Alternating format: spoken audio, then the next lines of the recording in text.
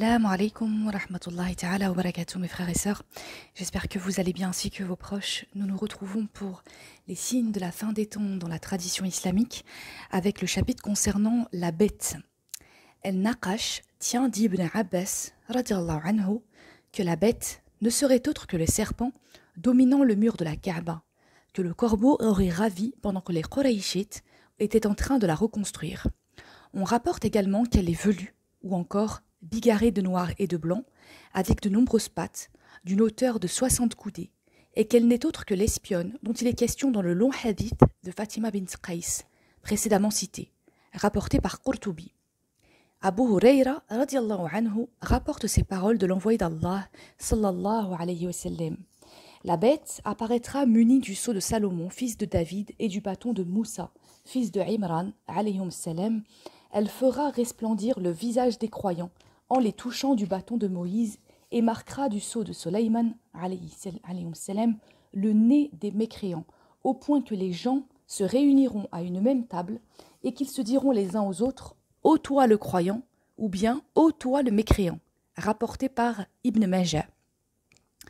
Tala radiallahu anhu rapporte que l'envoyé d'Allah sallallahu alayhi wa sallam mentionna la bête en ces termes.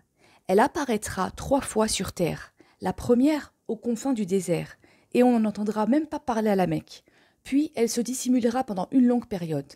La deuxième apparition sera plus brève, mais on parlera d'elle dans tout le désert, et ce jusqu'à la Mecque.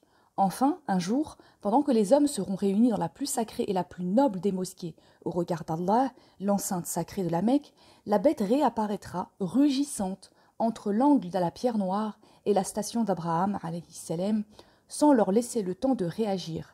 Elle secouera la poussière de sa tête et les gens la fuiront, en bande ou séparément. Un groupe de croyants, sachant qu'ils ne pourront s'opposer au destin d'Allah, feront front. La bête s'occupera d'eux tout d'abord. Elle marquera leurs fronts, qui deviendront aussi brillants que des étoiles scintillantes. Puis elle parcourra la terre. Ceux qui la fuiront ne lui échapperont pas, et ceux qui la poursuivront ne la rattraperont pas. Certains hommes tenteront de lui échapper en se mettant à prier, mais elle les surprendra par derrière et leur dira « Ô un tel, c'est maintenant que tu pries ?» Elle se précipitera alors sur eux et les marquera au visage, puis elle les abandonnera.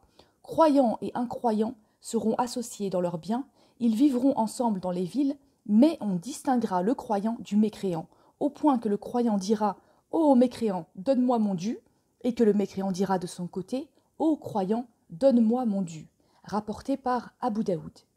On a rapporté que la bête marquait le visage des croyants et des incroyants en leur soufflant dessus et que ce faisant, elle gravait sur le front des uns mécréants et des autres croyants.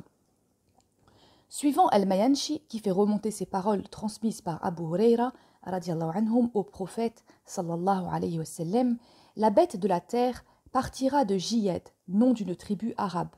Sa queue ne sera pas encore sortie de sa cachette que déjà sa poitrine atteindra l'angle de la pierre noire. Elle est velue et munie de plusieurs pattes. Suivant Ibn Omar, radiallahu anhum, la bête sortira d'une fente dans la Kaaba et elle galopera 3 jours durant à l'allure d'un cheval sans que le tiers de son corps n'en soit sorti. D'après Abdallah ibn Omar, radiallahu anhum, elle sortira de la colline de Safa qui se fondra à cet effet. D'autres la font sortir de la mosquée de Koufa, d'autres encore de Taïf ou de Tihama.